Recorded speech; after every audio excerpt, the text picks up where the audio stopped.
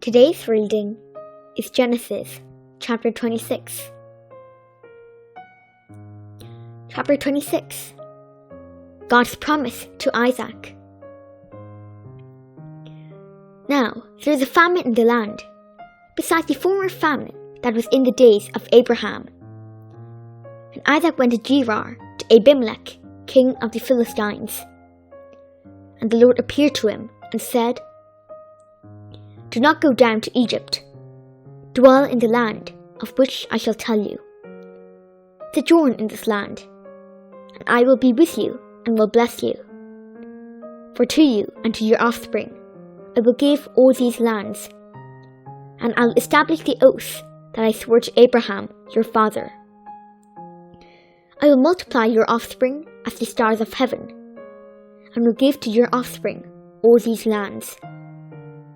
And in your offspring all the nations of the earth shall be blessed, because Abraham obeyed my voice and kept my charge, my commandments, my statutes, and my laws."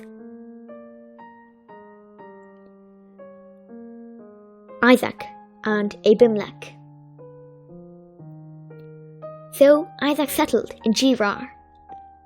When the men of the place asked him about his wife, he said, "She's my sister," for he feared to say, "my wife," thinking, lest the men of the place should kill me because of Rebekah, because she was attractive in appearance. When he had been there a long time, Abimelech, king of the Philistines, looked out of a window and saw Isaac laughing with Rebekah his wife. So Abimelech called Isaac and said, "Behold, she is your wife. How then could you say, 'She is my sister'?" Isaac said to him, "Because I thought, lest I die because of her." Abimelech said, "What is this you have done to us? One of the people might easily have lain with your life, and you have brought guilt upon us."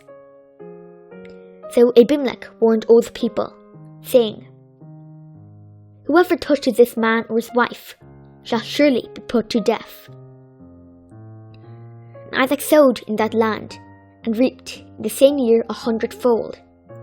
The Lord blessed him, and the man became rich, and gained more and more, until he became very wealthy. He had possessions of flocks and herds, and many servants, so that the Philistines envied him. Now the Philistines had stopped and filled with earth all the wells that his father's servants had dug in the days of Abraham his father.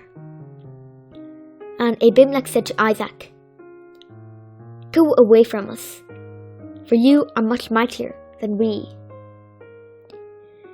So Isaac departed from there, and encamped in the valley of Gerar, and settled there. And Isaac dug again the wells of water that had been dug in the days of Abraham his father, which the Philistines had stopped after the death of Abraham. And he gave them the names that his father had given them. But when Isaac's servants dug in the valley, and found there was a well of spring water, the herdsmen of Gerar quarrelled with Isaac's herdsmen, saying, "The water is ours." So he called the name of the well Esek, because they contended with him. Then they dug another well, and they quarrelled over that also. So he called its name Sitnah. And moved from there and dug another well, and they did not quarrel over it. So he called its name Rehoboth, saying, "For now the Lord has made room for us, and we shall be fruitful in the land." From there he went up to Beersheba, and the Lord appeared to him the same night, and said, "I am the God of Abraham your father.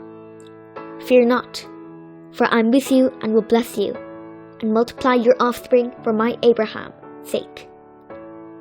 So he built an altar there, and called upon the name of the Lord, and pitched his tent there. And there Isaac's servants dug a well. When Abimelech went to him from Gerar with Ahuzas, his advisor, and Phicol, the commander of his army, Isaac said to them, "Why have you come to me, seeing that you hate me and have sent me away from you?" He said, "We see plainly that the Lord has been with you." So we said, "Let there be a sworn pact between us, between you and us, and let us make a covenant with you, that you will do us no harm, just as we have not touched you, and have done to you nothing but good, and have sent you away in peace. You are neither blessed of the Lord." So he made them a feast, and they ate and drank. In the morning they rose early and exchanged oaths. And Isaac sent them on their way, and they departed from him in peace. That same day, Isaac's servants came and told him about the well that they had dug, and said to him, "We have found water." He called it Sheba. Therefore the name of the city is Beersheba to this day. When Esau was 40 years old, he took Judith, the daughter of Beeri the Hittite, to be his wife, and Basemath, the daughter of Elon the Hittites. And they made life bitter for Isaac and Rebekah.